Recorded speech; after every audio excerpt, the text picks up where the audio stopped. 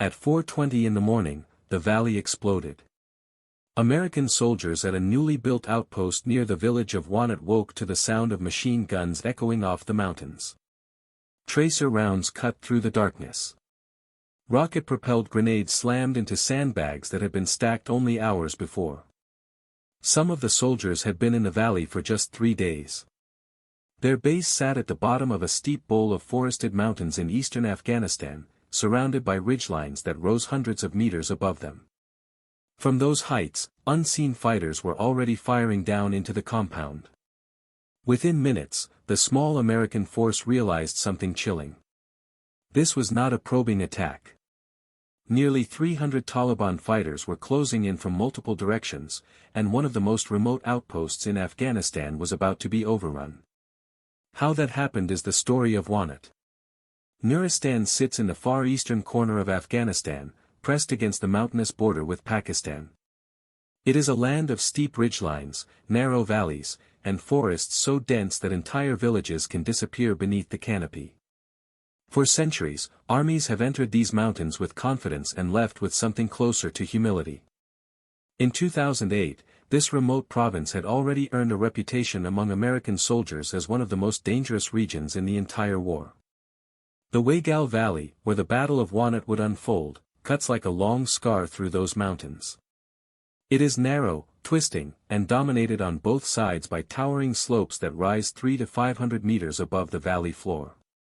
Every movement on the ground can be seen from the high ground above. Every vehicle on the road can be tracked from miles away. For an insurgent force familiar with the terrain, it was the perfect battlefield. But for NATO commanders in 2007 and 2008, the valley represented something else entirely. It was a corridor. A strategic gateway running from the tribal areas of Pakistan into Afghanistan's interior. Fighters, weapons, and supplies flowed through these mountains with alarming ease. Taliban groups used the forests and villages as staging areas, slipping across the border before coalition forces could respond. And this is where the story begins to tighten. By this point in the war, the United States had shifted toward a counterinsurgency strategy known as COIN. The idea behind COIN was simple in theory, but extraordinarily difficult in practice. Instead of controlling territory only through large bases and patrols, coalition forces would move closer to the local population. Small combat outposts would be established near villages, allowing soldiers to build relationships with local communities while denying insurgents the freedom to operate. The goal was not just to hunt fighters. It was to control the environment in which those fighters operated. But there was a problem. Implementing that strategy in a place like Nuristan meant putting small groups of soldiers into some of the most hostile terrain in the world. And sometimes into positions that were dangerously exposed.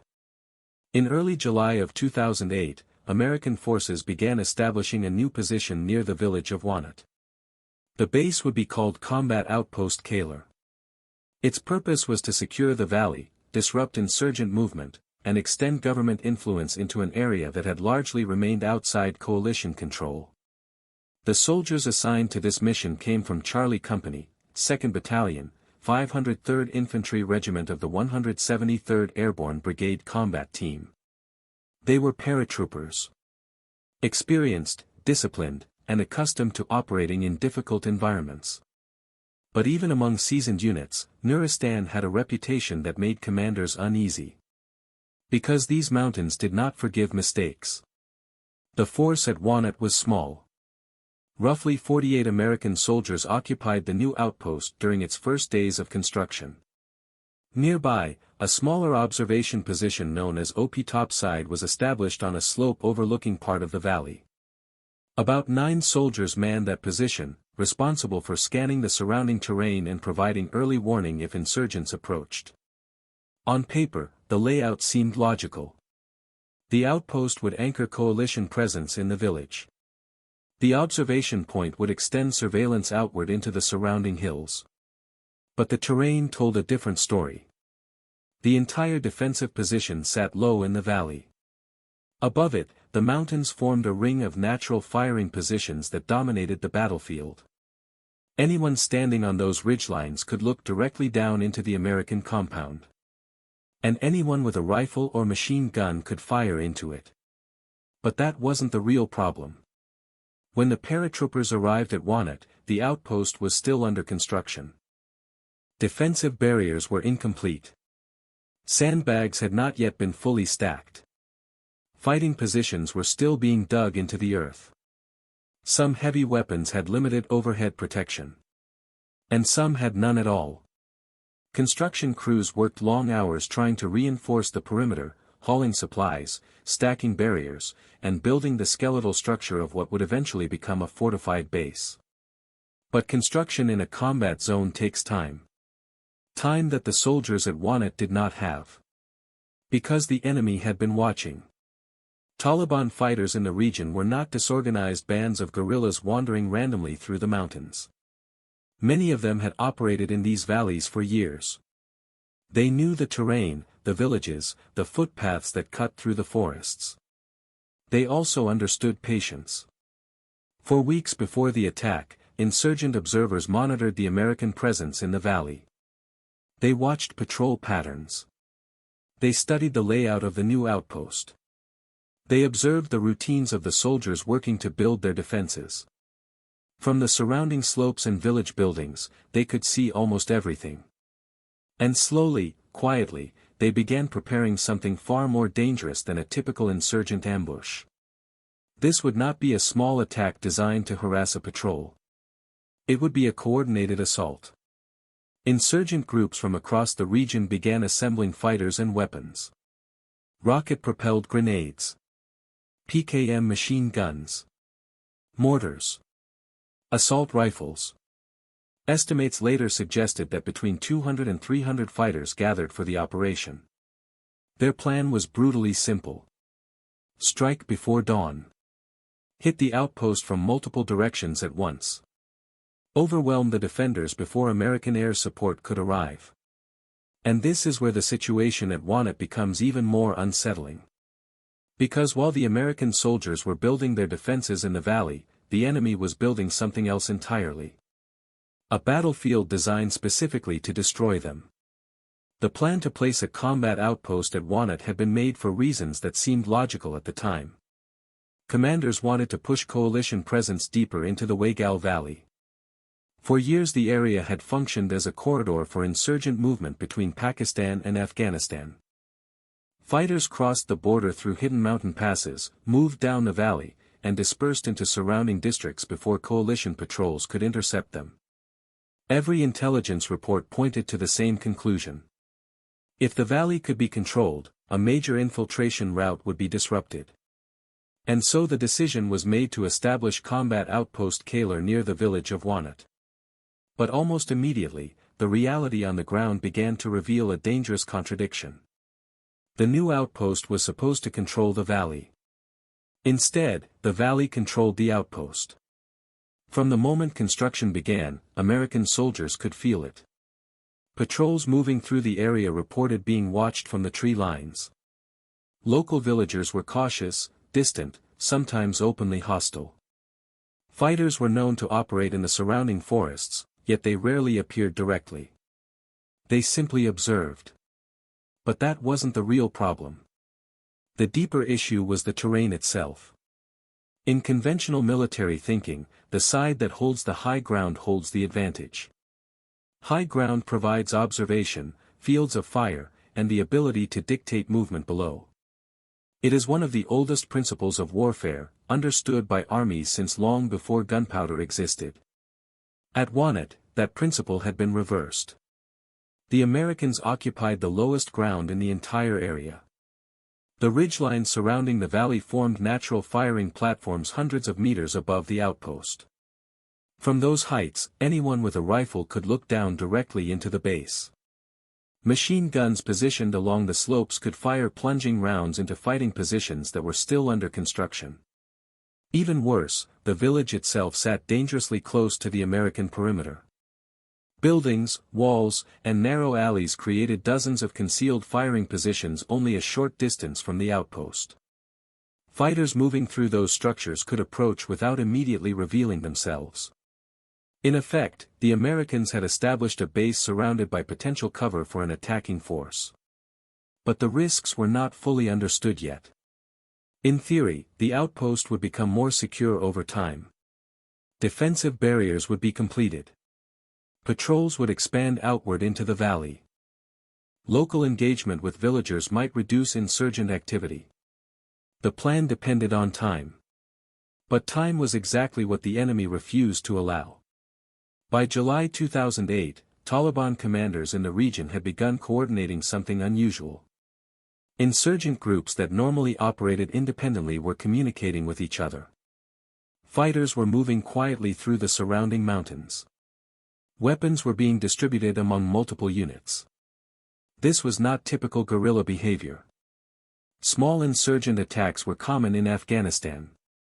A roadside bomb here, a short ambush there, perhaps a few mortar rounds fired into a distant base.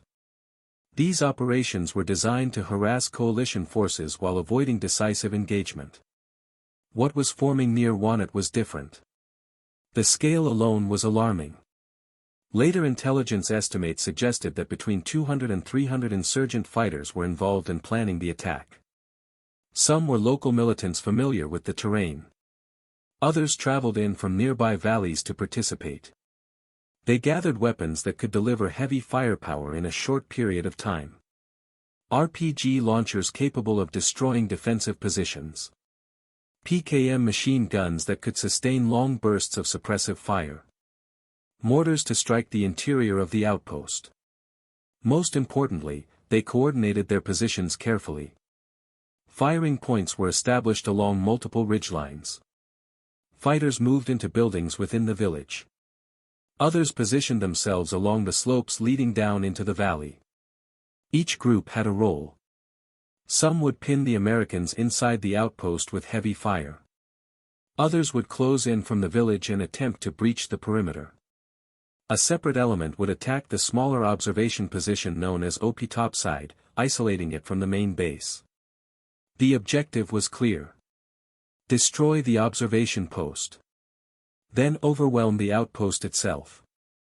Because if the defenders lost their ability to observe the surrounding terrain, the attackers could move freely down the slopes and into the compound. And this is where the situation becomes even more dangerous. The American soldiers at Wanat were not expecting a battle of this scale. They understood that insurgents operated in the region. Patrols had already experienced occasional contact. But nothing suggested that hundreds of fighters were preparing a coordinated assault against a newly established position. From the perspective of the soldiers on the ground, the valley was tense but quiet. Construction continued. Patrols moved through the village. Observation teams scanned the surrounding ridgelines. But beyond those ridgelines, something far larger was assembling. The insurgents had chosen their moment carefully. They would strike before sunrise. At the hour when soldiers are most exhausted. When darkness still covers the valley. And when the first light of dawn begins to reveal silhouettes against the mountains. Because in a battle like this, surprise is not just an advantage. It is the difference between a firefight and a massacre. The first reports that something unusual was happening around Wanat did not come from satellites or intelligence intercepts. They came from the soldiers themselves. In the days after Charlie Company arrived in the valley, patrols moving through the nearby village began noticing subtle changes in behavior. Some villagers avoided eye contact. Others disappeared entirely when American patrols approached. A few homes that had seemed active days earlier were suddenly empty. At first, these signs were easy to dismiss. Villages in Nuristan had always been cautious around foreign soldiers. Suspicion and distance were normal. But over time, the pattern began to feel different. The quiet was too complete. And this is where the mystery begins. Because the Americans were not blind to the possibility of an attack. Observation Post Topside had been established precisely to watch the surrounding terrain. From that small position on the hillside, soldiers could observe sections of the valley and parts of the nearby ridgelines. 9 men held that position. Their job was simple and critical: see the enemy before the enemy could reach the outpost. But the terrain around Wanat did not cooperate. The forests were thick. The slopes were steep.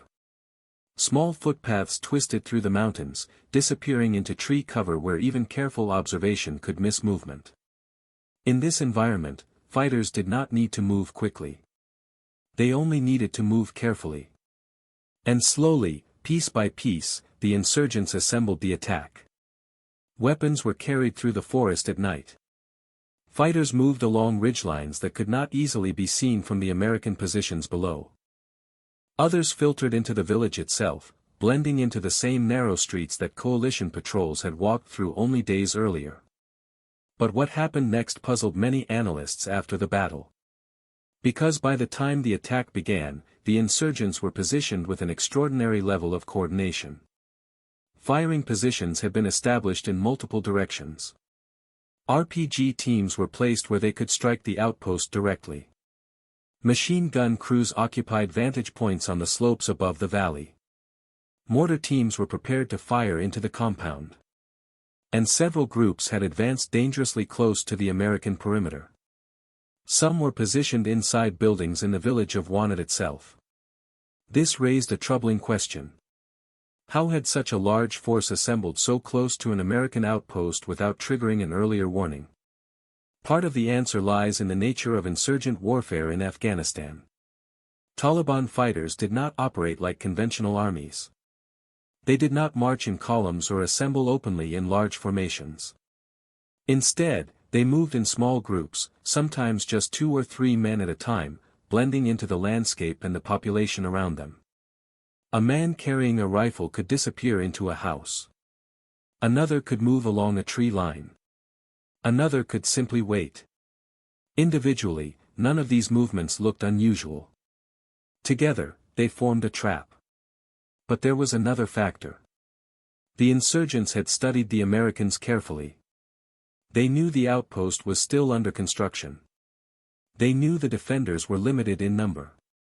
They understood where the observation positions were located and which ridgelines could not easily be watched. This was not a spontaneous attack. It was planned.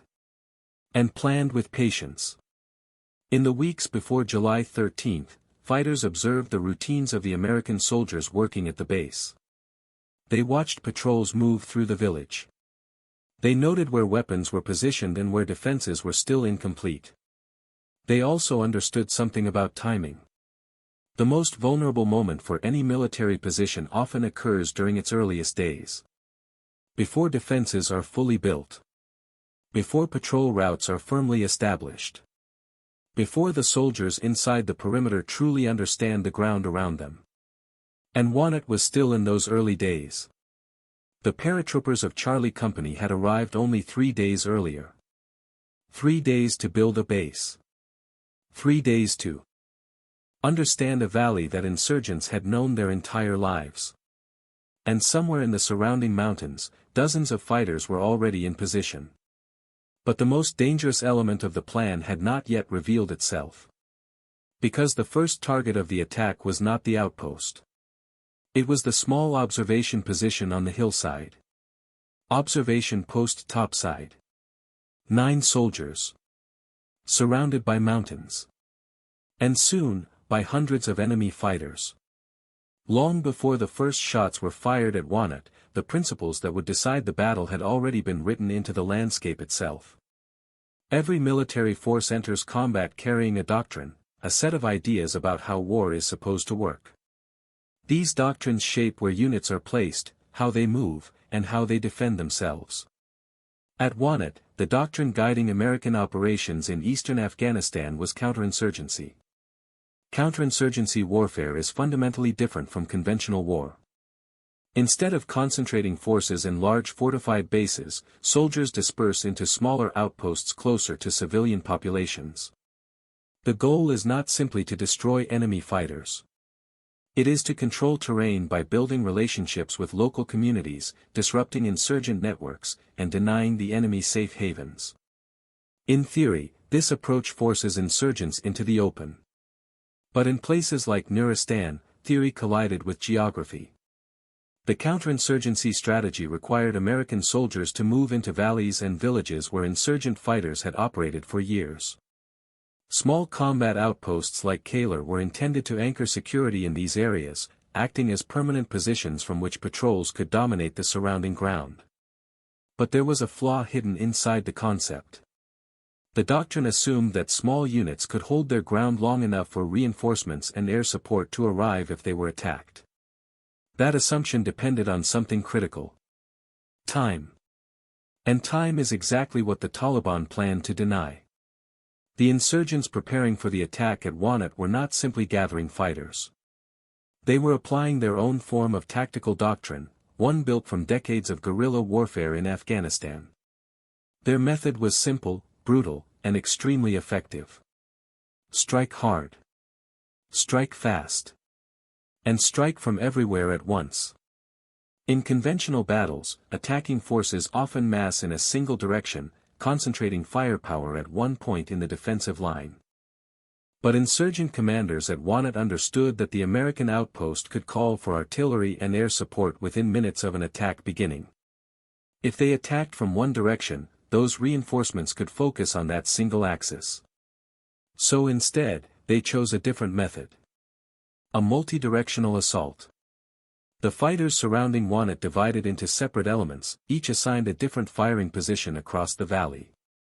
Some occupied buildings inside the village itself. Others moved into tree lines along the slopes. Machine gun teams climbed the ridgelines where they could fire downward into the outpost. Mortar crews positioned themselves further back, ready to strike the interior of the compound once the attack began. The goal was not simply to attack. It was to overwhelm. When the battle started, dozens of firing positions would erupt at the same time. Machine guns, rifles, RPG launchers, and mortars would strike the base simultaneously from multiple angles. From the perspective of the defenders, the entire valley would appear to explode at once. But there was another crucial element to the insurgent plan. Observation Post Topside.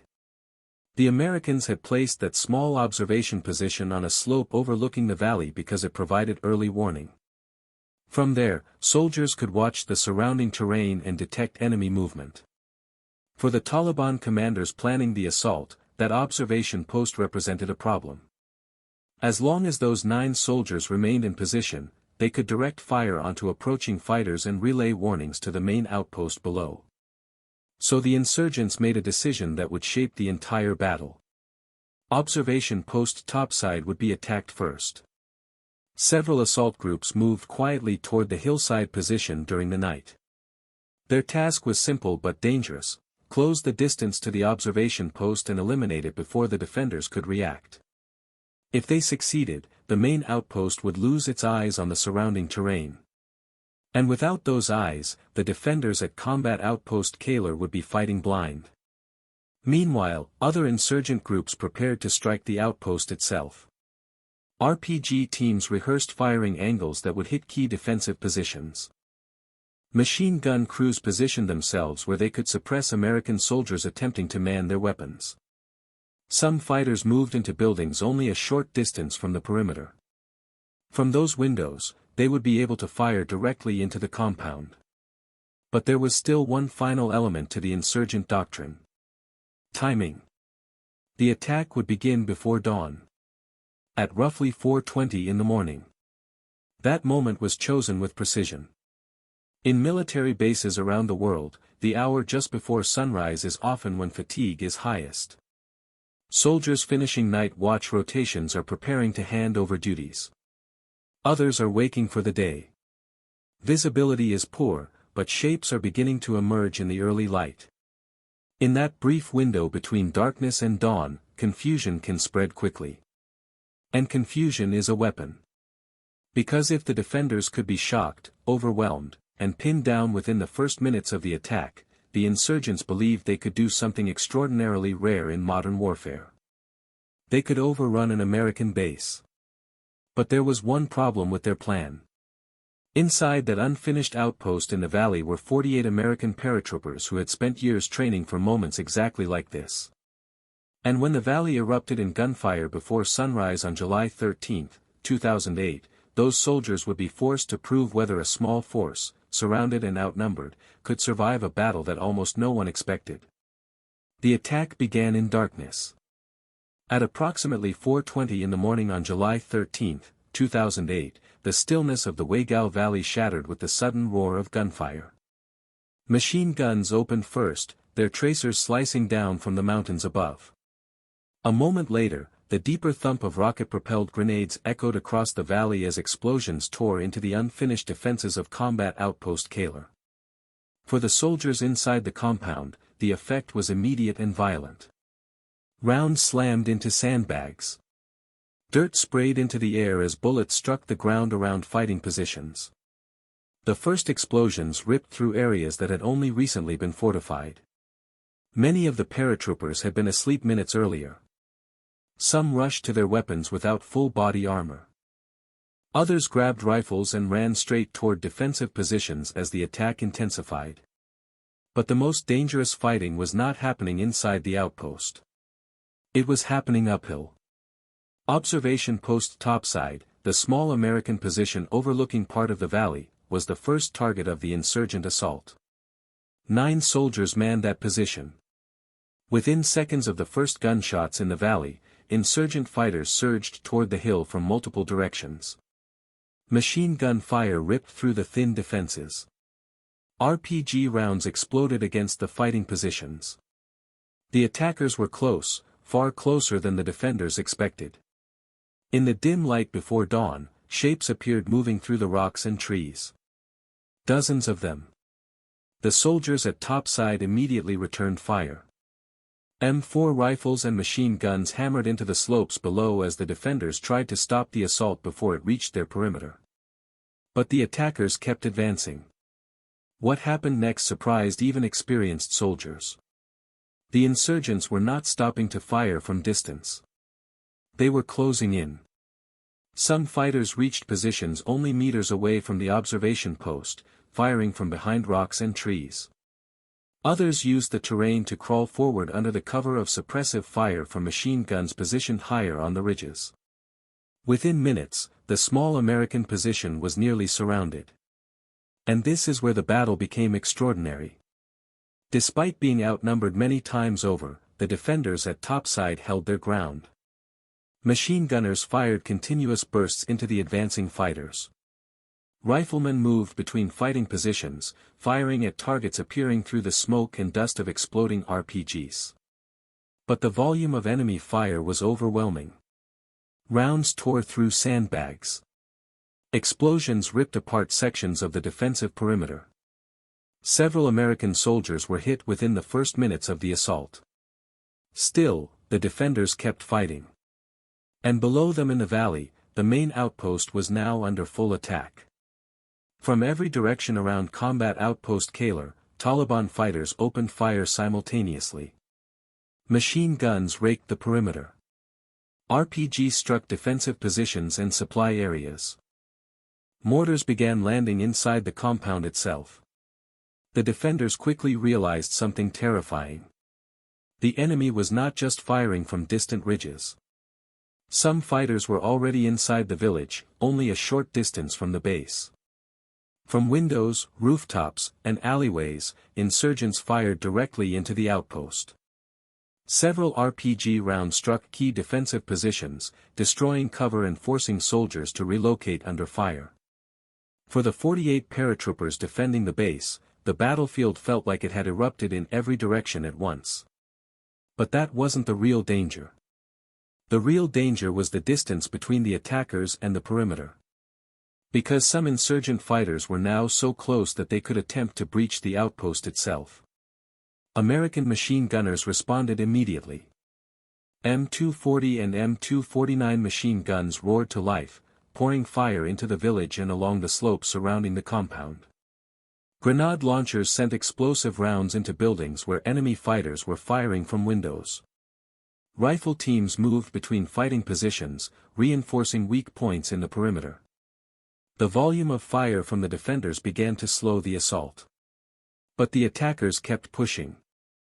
Several groups advanced to within meters of the outer defenses, firing RPGs directly into the compound. One explosion blasted apart part of the defensive barrier, opening a gap in the perimeter. For a brief moment, insurgent fighters surged forward. And this is where one of the most remarkable moments of the battle unfolded. Staff Sergeant Ryan Pitts was manning a machine gun position that had already taken heavy fire. During the opening minutes of the attack, he had been seriously wounded by shrapnel from an RPG explosion. Despite the injuries, he refused to abandon his weapon. Instead, he kept firing. From his exposed position, Pitts directed machine gun fire into enemy fighters advancing toward the perimeter. Each burst forced them to take cover, buying precious seconds for other soldiers to reinforce the defenses. But the situation was still deteriorating. At observation post topside, the defenders were now in desperate combat at extremely close range. Several soldiers had been killed or wounded. The attackers had moved so close that grenades and rifle fire were exchanged across distances of only a few meters. The small position was on the verge of being overrun. And back at the main outpost, commanders realized that if topside fell completely, the attackers would gain a direct route down the slope into the heart of the American base. Which meant the battle was entering its most dangerous phase. Because the defenders had only one remaining advantage. They could call for help. And somewhere far beyond the mountains surrounding Wanat, American aircraft and artillery crews were already preparing to answer that call. To understand how the soldiers at Wanat survived the opening hours of the battle, it is necessary to slow the fight down and examine what actually happened in those first chaotic minutes. Because on paper, the situation should have ended very differently. Nearly 50 American soldiers were defending an unfinished outpost at the bottom of a valley. Around them, between 200 and 300 insurgent fighters were attacking from high ground, buildings, and tree lines. Heavy weapons were firing from multiple directions. The observation post protecting the flank was collapsing under close-range assault. By every conventional measure, the defenders were in a losing position. But battles are not decided by numbers alone. They are decided by moments. And at Wanat, several critical decisions in those moments prevented the outpost from being overrun. The first factor was positioning. Although combat outpost Kaler had been built in a dangerous location, the defenders had still established multiple fighting positions around the perimeter. These positions were manned by machine gun teams whose job was to control specific sectors of fire. When the attack began, those machine guns became the backbone of the defense. Weapons like the M240 and M249 were capable of firing sustained bursts that could suppress large areas of ground. Even when insurgent fighters attempted to advance in groups, these guns forced them to dive for cover before reaching the perimeter. Every time attackers tried to close the distance, they ran into walls of automatic fire. But that alone was not enough. The insurgents had already positioned themselves extremely close to the base, especially inside the village. From those buildings they could fire directly into American positions. This is where timing became critical. Instead of remaining fixed in a single defensive line, American soldiers began shifting between positions under fire. When a machine gun was disabled by an RPG strike, another team moved in to replace it. When one sector became overwhelmed, riflemen reinforced the area. The defense became fluid. Small groups of soldiers moved through the compound carrying ammunition, reinforcing weak points, and evacuating wounded men while the firefight continued around them. But that wasn't the most important factor. The most important factor was communication. Despite the chaos of the attack, radio operators inside the outpost were able to establish contact with higher headquarters. Within minutes of the first shots, calls for fire support began moving through the chain of command. Artillery units positioned miles away prepared their guns. Air support crews began scrambling aircraft. And this is where the nature of modern warfare began to shift the balance of the battle. Because the insurgent plan depended on speed. Their entire strategy revolved around overwhelming the outpost before outside support could arrive. The longer the defenders held their positions, the more dangerous the battlefield would become for the attackers. And the defenders were holding. Meanwhile, at observation post Topside, the situation had reached the brink of collapse. The small American team had already suffered severe casualties. Several soldiers were wounded. Others had been killed during the close-range fighting that erupted as insurgents pushed toward the perimeter. Yet even there, the defenders managed to delay the attackers long enough to prevent them from immediately descending into the outpost below. Every minute mattered. And those minutes began to add up. Approximately 40 to 50 minutes after the battle began, the first American aircraft arrived over the valley. Attack helicopters and strike aircraft began orbiting above the battlefield, searching for insurgent firing positions. Using radio guidance from the soldiers below, pilots started engaging targets along the ridgelines and inside the village. Rocket strikes and cannon fire ripped through areas where insurgents had massed. At the same time, artillery units began firing into enemy positions around the valley. The effect was immediate. Insurgent fighters who had been advancing aggressively toward the base were suddenly caught between the defenders' machine guns and air-delivered firepower striking from above. Their attack began to stall. This is one of the most important tactical lessons from Wanat. Guerrilla forces can achieve local superiority by concentrating fighters at a specific moment. But that advantage is temporary. Once conventional firepower enters the fight, artillery, aircraft, precision strikes, the battlefield changes rapidly. And the insurgents at Wanat were now facing exactly that shift. Positions that had seemed safe along the ridgelines were suddenly exposed to air attack. Fighters who had moved into the village found themselves targeted by helicopters firing rockets into buildings. The momentum of the assault began to fade. But even as the attack weakened, the battle was far from over. Because by the time the first aircraft arrived over Wanat, the outpost had already suffered devastating losses. 9 American soldiers would die in the battle. 27 more would be wounded. Observation post Topside had been nearly destroyed. And yet, against overwhelming odds, the defenders had held their ground long enough for the battlefield to change.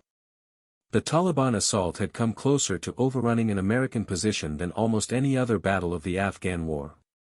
But it had failed. And the reasons why would become one of the most studied tactical lessons of the entire conflict. The battle at Wanat quickly became more than a single firefight in a remote Afghan valley.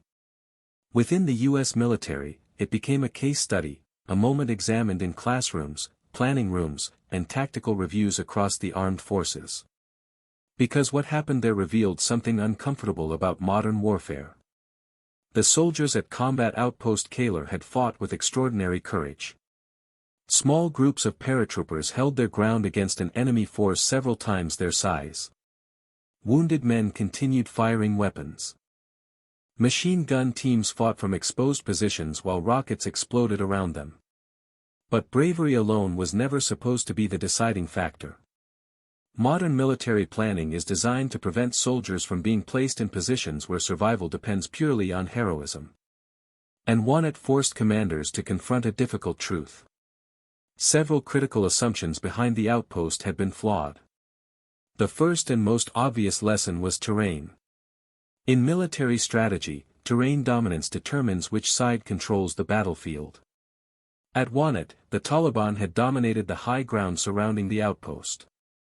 From those ridgelines, they could observe the base, coordinate their attack, and fire downward into American positions. The defenders were placed at the lowest point in the valley. That decision did not guarantee defeat, the battle proved that, but it handed the attackers an enormous tactical advantage from the very beginning.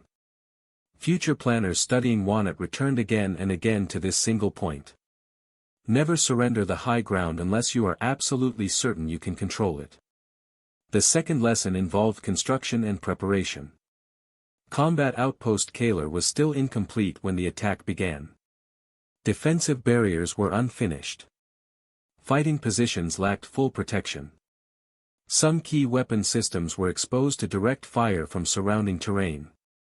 Outposts in counterinsurgency warfare are meant to evolve over time, becoming stronger as defenses are built and patrols extend outward. But Wanat demonstrated the danger of that early phase. The moment a base appears on the battlefield, it becomes a target. And insurgent forces may attack before those defenses are ready. The third lesson involved the enemy itself.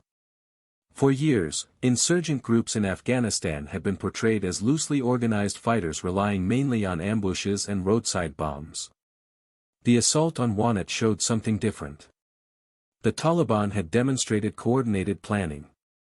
Hundreds of fighters had moved into position without detection. Firing points had been selected carefully.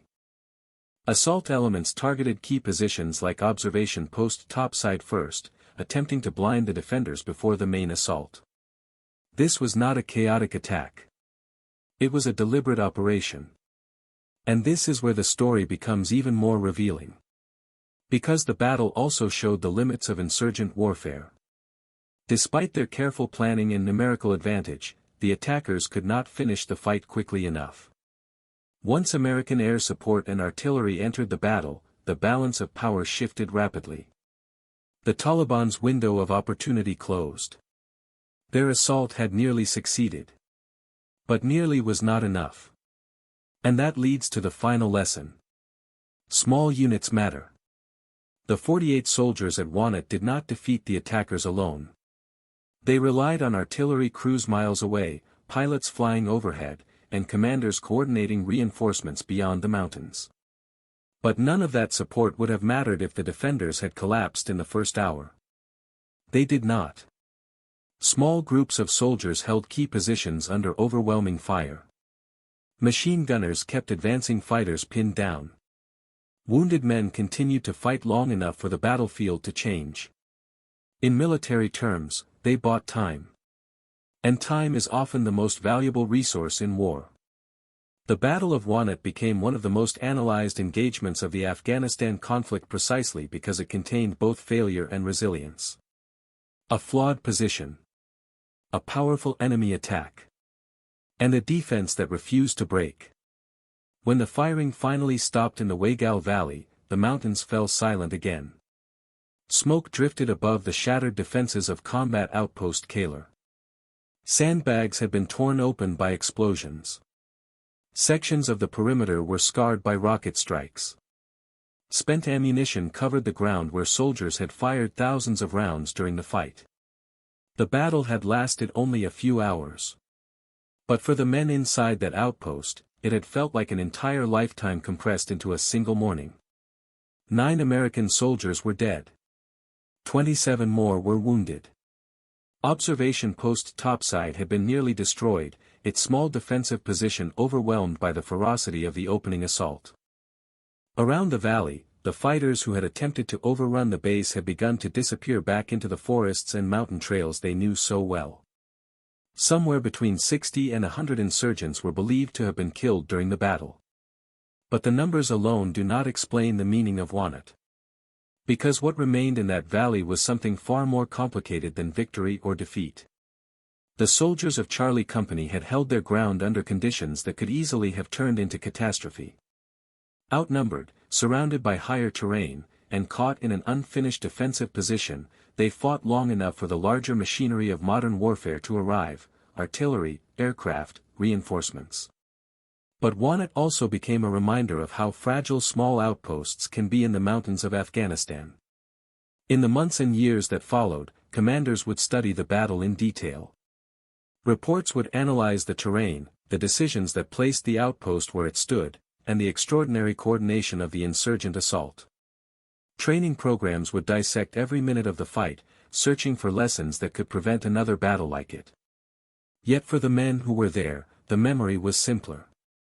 It was the memory of a valley before sunrise. Of machine guns echoing across the mountains. Of wounded soldiers refusing to leave their positions. And of a small group of paratroopers who, for a few brutal hours in July 2008, stood alone at the bottom of a valley and refused to surrender the ground beneath their feet.